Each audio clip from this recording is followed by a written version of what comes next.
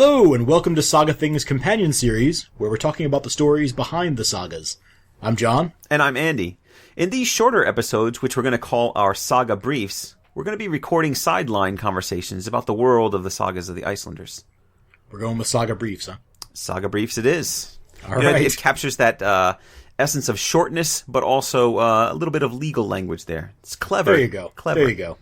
That's exactly what I was thinking it was. Yeah. Well, we weighed a couple of different title choices, like, what was yours? Moot Points? Oh, yes, Moot Points. Yes. Other Things, Little Things. Yeah. And Thotter Thing, I think was the other option. So we settled on Saga Briefs. If you've got a better idea for what these shorts should be called, then feel free to send us a suggestion. But in the meantime, they're going to be called Saga Briefs. Right. And these will appear on the site as often as we find time for them. Hopefully there'll be one or maybe two a month in addition to the regular episodes. Oh, you are very ambitious to think that we can accomplish a real episode plus two of these in 1 month. No one ever conquered anything by being shy. So, this first brief that we're going to do, it grew up out of a reference in the saga of Ragnar Lothbrok and his sons. It's a reference to torture, John. Sounds so foreboding. Well, violence sells. Now, incidentally, if you're a little child, or if you're the sort of person who's disturbed by descriptions of terrible things being done to the human body, you might want to skip this episode.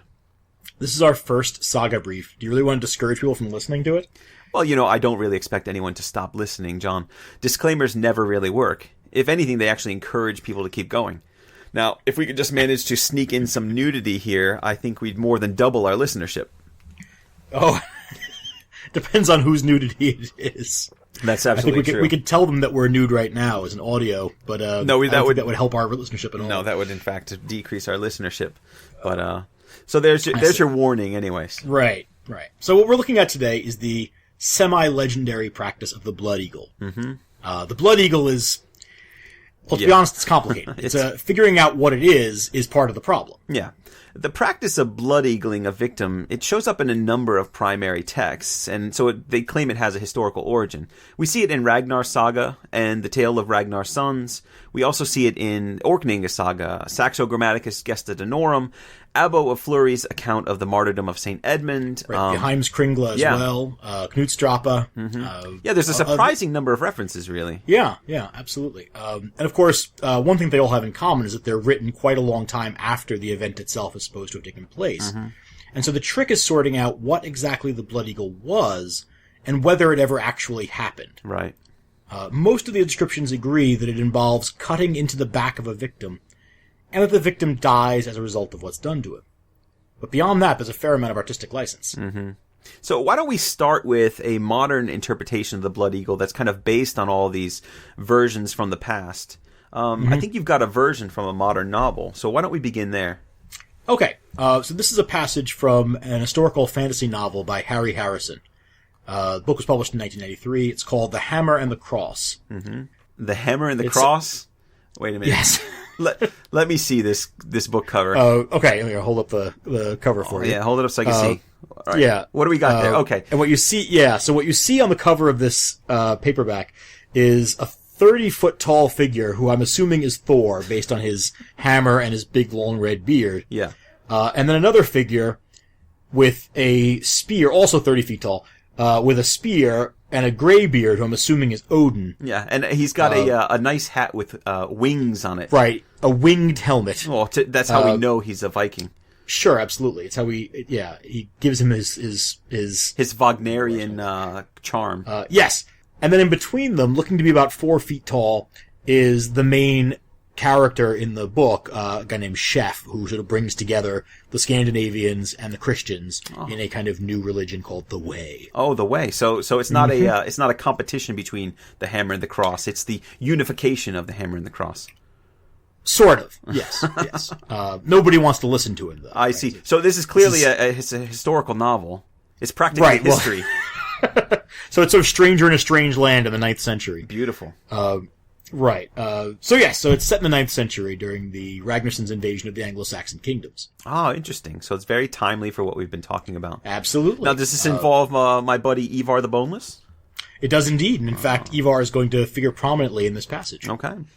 So the section we're interested in is King Edmund of East Anglia.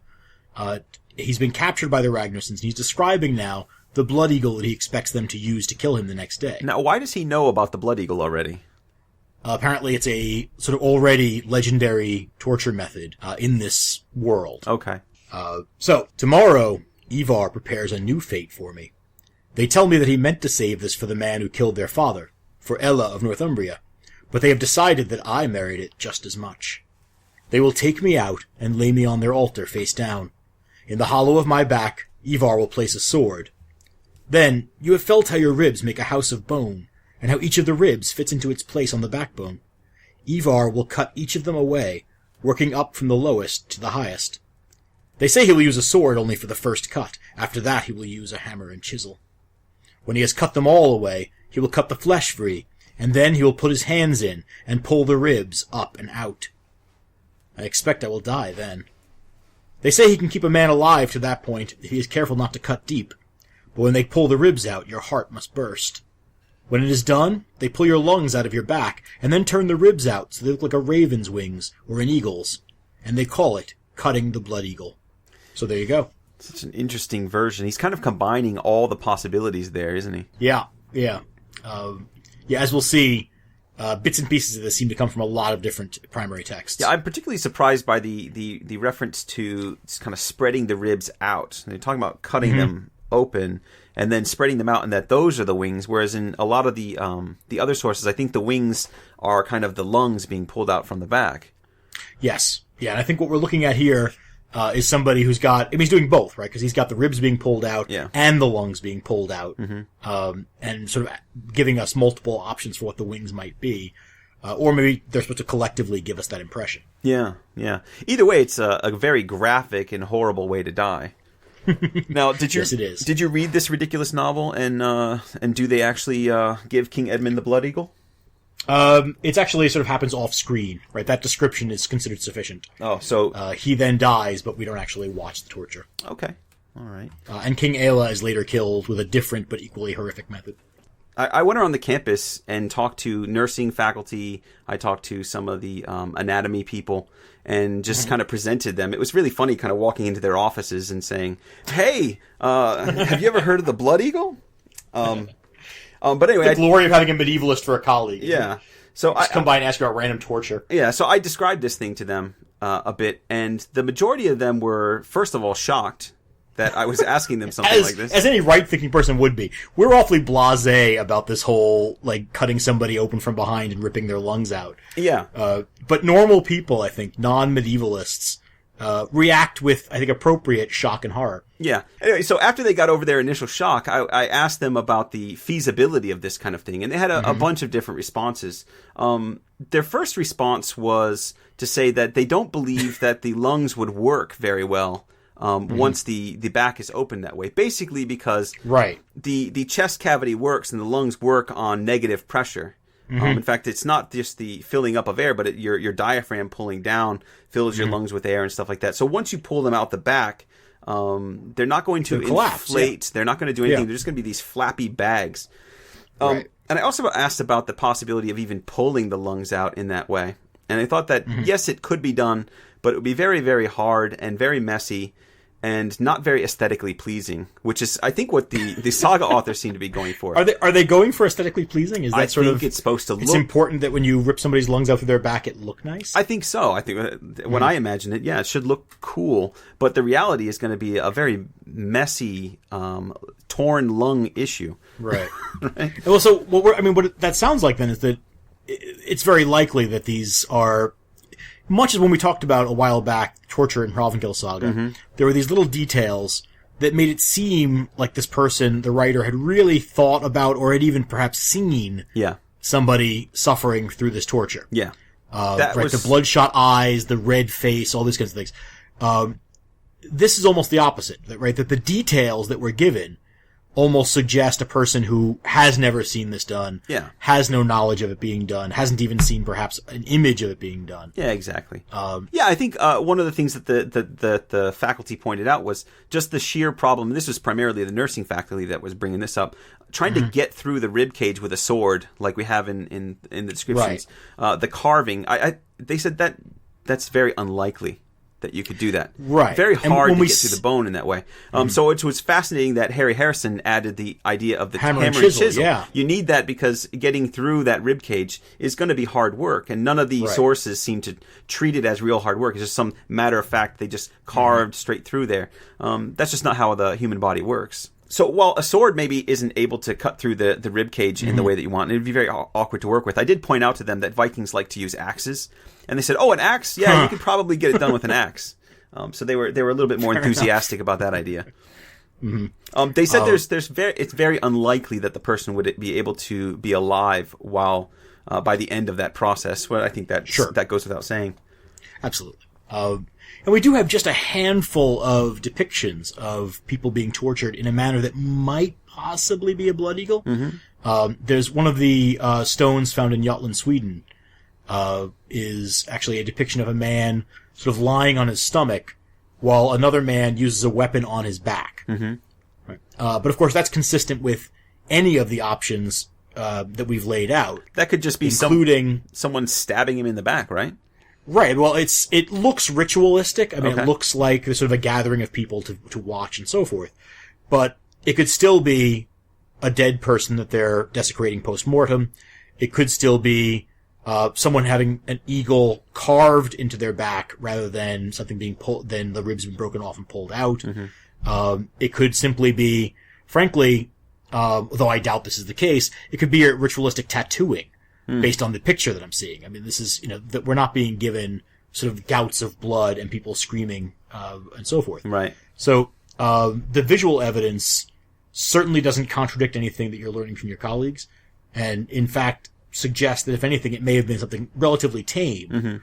Perhaps something like just that cutting, or just that desecration. Yeah, I kind of feel like if this thing did happen, it is just a simple carving of a picture of an eagle in someone's back. Whether they're alive or dead doesn't really matter to me. I think that seems like something that you could feasibly do, that it would come into your imagination to do. The very elaborate spreading of the ribs and all that stuff just doesn't strike me as terribly realistic. And of course, it's just sort of piling on to, I mean, the name Blood Eagle gives it that kind of, that foreboding kind of horror. Yeah. And then piling on those details of the ribs being broken off one by one while the victim is alive, the lungs being pulled out, and only at that point dying. These are sort of just details that make it just that much more horrifying. Absolutely. It's the same reason that people go and see the Saw movies, are the reasons that people are fascinated by the Blood Eagle. Yeah, yeah. So let's put aside the Harry Harrison and the modern interpretations of this thing. Great. And let's dig into the historical sources of this kind of torture or method of death that the Vikings supposedly used. And I say supposedly because despite the fact that we have a number of primary sources from the Middle Ages that mention the Blood Eagle practice, it's very hard to conclude that they're accurately describing something that was done. Right. And it's important to note also, as we're getting started, that when we look at these historical sources, we have a large number of them, but they're describing only 2 or 3 incidents. Right? That we've got multiple sources describing the same incident, and then multiple sources describing a different incident. But there's only a couple of moments in these texts when the Blood Eagle was supposed to have been performed. Right. And what complicates matters further is that if we take our notion of the Blood Eagle, which is to say that the Blood Eagle is supposed to be carving into someone's back and pulling their lungs out through the slits that you've carved and letting the person die. That's kind of what the Blood Eagle has come to be, as that passage shows. If you look through the primary source materials, and there's about 7 or 8 or so, there's less than 10 references to Blood Eagle being done. And in each of those 10 references, we've got a slightly different variation on what's going on. Yeah, so if you remember from the Saga of Ragnar Lothbrok and his sons, we have a very clear description of what goes on. It's when Ivar captures King Ella, he asks for a person who's skilled wood carver to come along and carve an eagle on his back as carefully as possible, and the eagle shall turn red with blood, as he says. in this case, we're just having someone carve the image of an eagle on the back, according to the Saga of Ragnar Lothbrok and his sons. But that's just not the end of the story. And the indication is that this is that it's a combination of blood loss and presumably terror that kills him. Right. Because the text just sort of says, and he died of this. Yeah. And I think in this case, the eagle is supposed to represent a sign of victory or something like that. And you're carving the sign of victory into the person's back. And it's going to be very, very painful and nasty. And then you can post his body somewhere and say, look what I did. Right. And then, of course, even this one incident is described very differently in multiple texts. Right. So in the tale of Ragnar's sons, we're told that Ivar and the brothers now remembered how their father had been tortured. They had an eagle carved on Ela's back, and then had all the ribs severed from the backbone with a sword, so that the lungs were pulled out. Yeah. Right. So we're getting much closer to that description that we have in the Harry Harrison novel. Yeah. So it's interesting because the tale of Ragnar's sons, that Thatter, it combines these two elements. First, we're going to carve an eagle, then we're going to, cut in and spread the ribs and pull the lungs out. Saxo Grammaticus does something interesting as well. He says they ordered his back, and here we're still talking about King Ella and Ivar. They ordered his back to be carved with the figure of an eagle, exulted because at his overthrow they were imprinting the cruelest of birds on their most ferocious enemy. So there's Saxo kind of trying to describe the meaning or interpret what's going on here exactly. But he goes on with that. He says, not satisfied with inflicting wounds, they salted the torn flesh. So in this case, they're not going to be spreading the ribs. We're just going to throw salt, which I think actually might suck worse. Well, I feel like once you've already had your back flayed open, whether or not there's salt in it is almost irrelevant. I mean, it's not as if it's going to be less fatal because they didn't salt it. Yeah, I guess. Another version comes from the Knutsdrapa by Sigfart Thorþarsson, and this is a lot of this has been made of this particular line. I think in part because Sigfart Thorþarsson is important because he's probably the closest to the actual events in terms of when he wrote his poetry.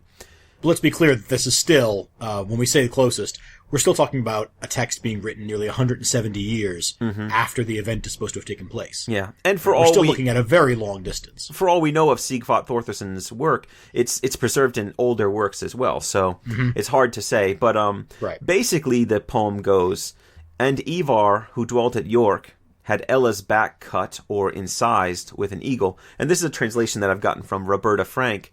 So what Roberta Frank is trying to do here, I think, is show us that the blood eagle does not involve a splaying of ribs or anything like that. But she offers the interpretation that the back is being cut with the image of an eagle, or she also poses the possibility that Ivar is using an eagle to attack the body of an actual Ella. Bird. Yeah. Have the bird kind of clawing at the back with the sort talons. Of a very specifically trained eagle. Yeah, which would also suck a lot. Well, it would. It suggests a great deal of dedication to this particular method of torture. Yeah. That you would have trained an eagle to attack the back of a victim. But I can't imagine. But so she's suggesting that it's actually an eagle, not, for example, a torture implement in the shape of an eagle's claw, or the actual claw from an eagle that they're using to cut him open. Yeah. But that it's actually a living eagle that has somehow been convinced to attack its back. So it's important for the Roberta Frank interpretation to note that there's two possibilities. One, that we're getting a carving of an eagle on the back, or two, that we're having the back be attacked by an eagle. Right. And the former seems, based on the other primary sources, seems the more likely scenario. The latter requires an interpretive leap that is certainly within the realm of possibility, but requires that we sort of make a great deal of assumption about what is meant by carved an eagle or incised an eagle. Yeah. We see the blood eagle popping up in a number of other texts. You mentioned the Heimskringla. It shows up in the Saga of Harald Fairhair, who you might remember as the guy who sends all the disgruntled Norwegians fleeing towards Iceland. He prompts the settlement of Iceland. In that saga, we see Earl Einar going up to Halfdan, and it says he cut the blood eagle on his back in this fashion, that he thrust his sword into his chest by the backbone, and severed all the ribs down to his loins, and then pulled out the lungs, and that was Halfdan's death. We see this same exact story told in Orkneyinga Saga in chapter 8. It reads like this, and that's where they found Halfdan Longleg, Einar had his ribs cut from the spine with a sword and the lungs pulled out through the slits in his back. He dedicated the victim to Odin as a victory offering. Now, in this story, Einar is actually attacking Halfdan for the murder of Einar's father, Earl Rognvald. Yeah. And so in both of the situations that are described in the primary sources, we have sons using the blood eagle to avenge the death of their father. Right. Now, that's a very specific moment, and because of that, the definition, and of course, whenever I look to the dictionary for a definition, I'm reminded of Owen Barfield telling me that only children use a dictionary to settle an argument. But the Cleasby Vigfusson Icelandic English Dictionary defines the blood eagle as a cruel method of putting to death in the heathen times, practiced, as it seems, only on the slayer of one's father, if taken alive in battle. The ribs were cut in the shape of an eagle and the lungs pulled through the opening, a sort of vivisection. So it's very literal, taking all these sagas at face value, which I think is... Exactly. Well, not only taking them at face value, but assuming that every detail is actually a required element of the blood eagle. Right. Right? That it has to be practiced only on the slayer of one's father, only after having captured him alive in a battle, only with this specific cutting where you cut the shape of an eagle and then pull the lungs through the incisions, and in doing so, sort of leave the person to slowly, I suppose, suffocate to death. / bleed to death. But that they're assuming that every element of it must be in place in order for it to be the blood eagle. That simply sort of finding a victim and killing him with this isn't enough. It has to be just this one kind of revenge. Yeah. Well, and it's interesting to me, too, that it takes on a religious connotation, and that only really comes about through the description in Orkneyinga Saga, where it says that he dedicated the victim to Odin. But then if you jump into the scholarship and the history of Vikings, I mean, one of the great books is by Gwyn Jones. He describes the blood eagle like this. He calls it an inhuman rite, and then says, it probably had a moral or religious as well as a sanguinary significance for its perpetrator. Again, treating it like it actually happened. Right. It was unhappily no fiction, he says, but owes its eminence in pseudo-lore almost entirely to fiction, from the exultant Fornaldarsogur to the frisson-seeking 19th century. So his argument is that this was a real thing performed by people in sort of their barbaric primitivism, but that then it's been sensationalized in subsequent literature and made much more a feature than it ever would have been sort of in the lives of these people. That's right. That it's, so I think sort of in line with that argument in Cleasby Vigfusson, that this was a very rare thing to do, and one that you were only called upon to do in very specific circumstances. But that we, the audience, in our bloodthirsty, savage ways, prefer to hear these stories. Right. But not everybody's so convinced by that. And in fact, there's some interesting arguments out there that come from a number of different scholars. But you can see this argument made in the footnotes to Saxo Grammaticus' description of the blood eagle, and also in Rory McTurk's studies in Ragnar Saga Lothbrokar and its major Scandinavian analogues. Both of them refer to the scholarship of De Vries from 1928 and Luckman from 1976. And in both cases, they say our concept of the blood eagle comes from a partial misunderstanding of the passages that the authors are looking at. Specifically, they say it involves the information about the ribs and the confusion of the Latin word eculus, which means rack, and aquila, which means eagle. And from this confusion, they come to the conclusion that there's some kind of blood eagle being cut on Ella's back, when in reality, it might have something more to do with a rack than an eagle. So essentially what they're agreeing then is that this is torture, but the sort of the stylized part of it, wherein you're carving an eagle, is not part of it. Right. That this is a misunderstanding of the word rack. So in other words, to torture somebody with an implement, stretching them or racking them. Right. And so this turns out to be just maybe a scribal error of some kind. And from that scribal error, that simple confusion in Latin terminology, we have a whole culture of Viking barbarism evolving. And the question is, how likely is it that that error would be repeated in half a dozen texts, being produced in multiple countries around the same time, within a century or so of one another? I don't know. The way I look at it sometimes, though, with these texts, especially when you start comparing them, they're really just plagiarizing each other, right? Certainly they are. They're all looking to a point of reference of a specific act of torture, starting with, it sounds like, the torture of King Ella. And one person gets it wrong, but the next person looking at that book that's available is seeing how that person got it wrong, and so on. It becomes a motif in the literary culture. Right, so we sort of have two traditions here. One is the death of King Ella, or I suppose more broadly, the deaths of English kings at the hands of the Ragnarsons. Right. Since we have Abbo Fleury, who actually does say that it's King Edmund who suffers this fate. Right. And then the other tradition is Halfdan Longleg being killed by Einar Ronvaldsson in revenge for the death of his father. Yeah. Right. And so we have these really only two traditions that need to be explained, not half a dozen separate sources. Right. Well, and what Roberta Frank, we'll jump back to Roberta Frank's ideas. She wrote an article called Viking Atrocities. And in this, she makes the argument that while this may have actually taken place, this Blood Eagle sacrifice, she also presents the possibility that this is just 13th century Scandinavians or early Christian writers who are trying to, as she says, invent complex atrocities for their pagan forebears to commit. That this is something that the early Christians would have been looking to do to distinguish themselves from the Vikings, or to simply show the barbarism of the Vikings themselves. So we have to look with a more critical eye at the things we find in medieval texts that describe the barbarism of ancient cultures or early medieval cultures. Right. Now, and of course, there's yet another argument that's been put forward, and one that I actually find really interesting, which is Larissa Tracy's argument in Torture and Brutality in Medieval Literature, in which she says that the Blood Eagle seems to be largely post-mortem. So, in other words, the image of the eagle being carved, yes, but upon the foe's back after death. Interesting. So that while it's a gruesome moment, she says, while gruesomely dramatic, it does not constitute torture. Right? Because it's desecration of a corpse. It's not torture of the living. So is this like tagging the victim?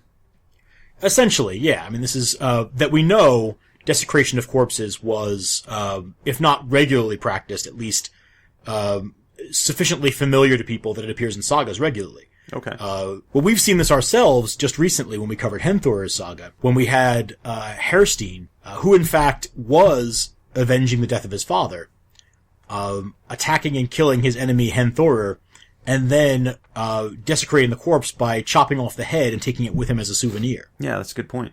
Right. So we know, and of course there's any number of other examples in the sagas of people taking away parts of their victims.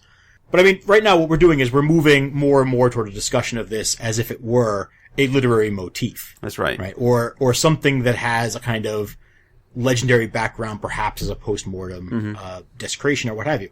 And not everybody agrees that it is a literary motif. Some people actually think it's historically verifiable or historically likely. Right. Despite Roberta Frank's insistence that this is very likely the creation of a Christian imagination, you have a lot of scholars that take issue with this, both with her concept of what it might be if it did happen, and her concept of it never happening at all. Alfred P. Smith, for example, calls her basically a revisionist, and takes issue with the idea that she sees it as just a literary motif in a heroic genre.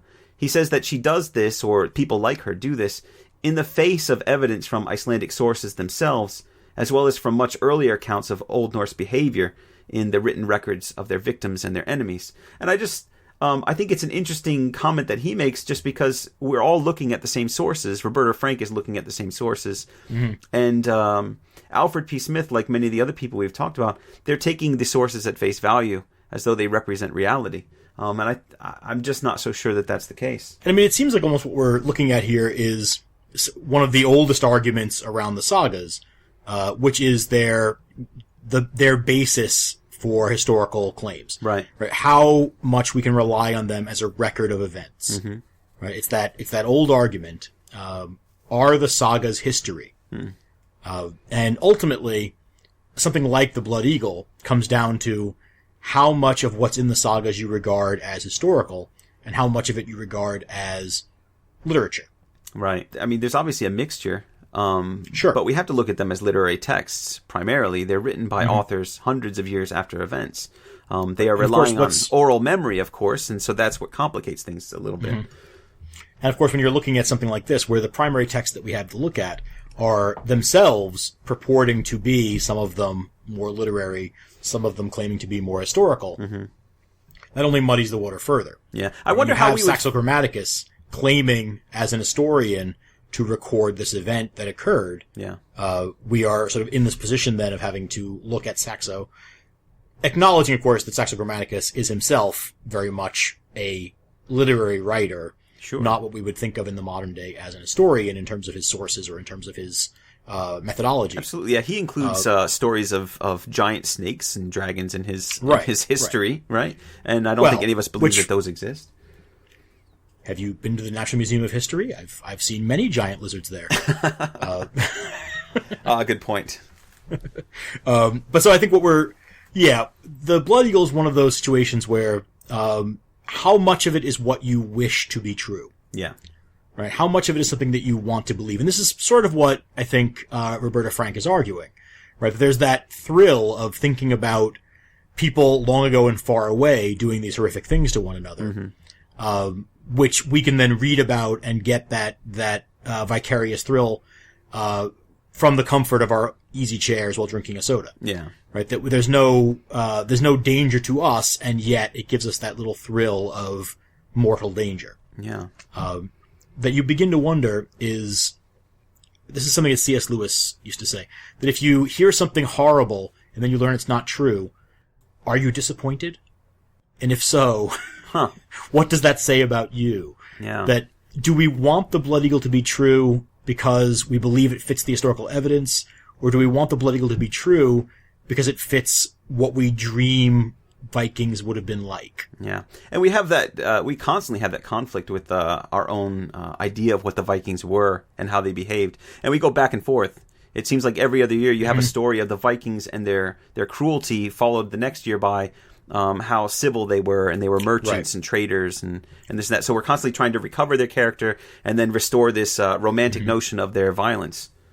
Right. As we record this, the British Museum has just put together a display which apparently moves a great deal in the direction of the Vikings were violent and terrifying and barbaric, in a kind of response to what they see as a couple of decades of this gentrification of the Vikings. Yeah. This ongoing debate in England, for example, as to whether the Viking invasions were a good thing or not. Sure. Culturally. I think it depends on your perspective on that one, right? Well, of course it does. But I think the Blood Eagle eventually comes down to this question of, does the Blood Eagle exist because of what we wish Vikings were like, or because we actually have some shred of historical evidence that it was a practice? Right. And in the end, I think what we have is primary sources, which are really secondary sources which are really tertiary sources, but no eyewitness accounts, which is certainly not definitive evidence against, but it means that we have to stop short of saying that we can prove from the evidence that the Blood Eagle ever occurred. Right. So let's conclude this way. Let's do. Before we turn this question over to the broader world, our amazing listening audience, I want to ask you: do you think this is a literary motif, or do you think that this is a real thing that happened and it's coming down to us through the sagas accurately? Well, I've said that I think Larissa Tracy's argument is really an interesting one. The idea that this may have been a way of desecrating the bodies of the dead, rather than a torture practiced on the living. Now, of course, that as well is speculative. Sure. But when in doubt, I tend to come down on the side of literary motifs. Yeah. On this particular issue. Not with everything to do with the sagas, but on this particular issue. The sources are all devoted to either demonstrating the vigor with which someone avenges a death.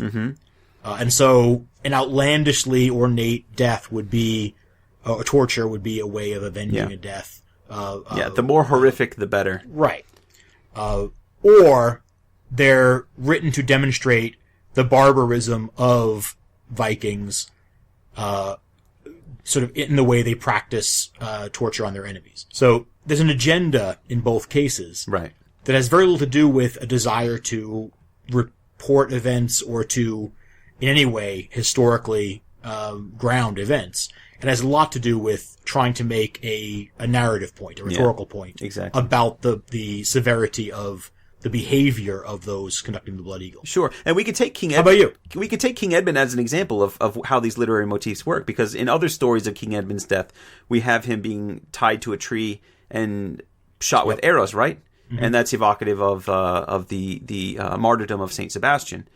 Mm-hmm. King Edmund becomes the martyred king, right? And so there's clearly an agenda at work there. So I think I too come down on the side of literary motif more than anything. I don't doubt... Which is probably tremendously disappointing to our audience. I know, I'm sure there are some people listening to this who are really hoping that we'd say, no, this whole, like, knocking the ribs off the backbone one by one, pulling the ribs out, pulling the lungs out. Seems like a lot of work. Does seem like a lot of work, but I'm sure there are some people who are going to be really disappointed to hear that their planned tattoo of someone being Blood Eagle is going to turn out to be ahistorical. Well, it may be ahistorical. I'm deeply sorry for that. It may be ahistorical, but it still means something to them, right? It captures the essence of that beautiful culture of the Vikings, right? Even if inaccurately.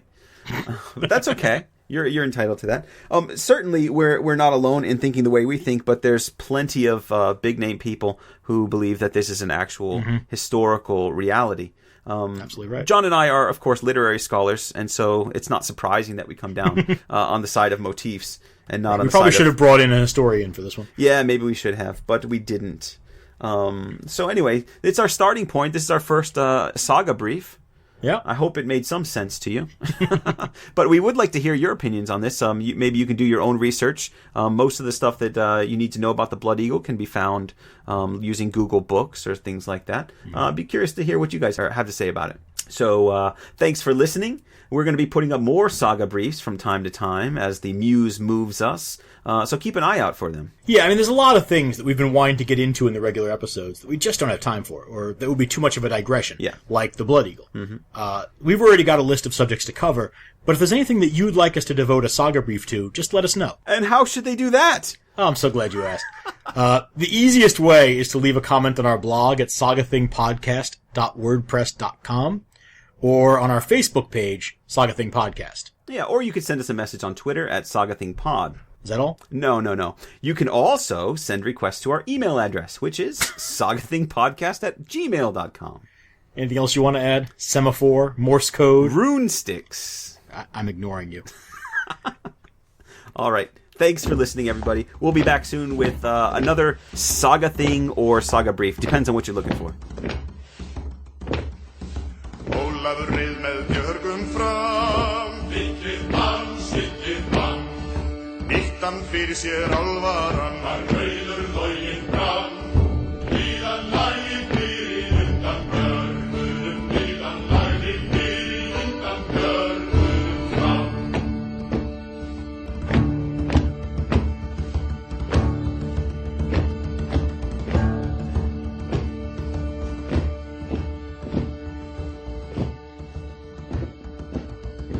Have we stopped? Can I stop? We can keep recording in case you say something brilliant. Doesn't seem likely. No, not at all.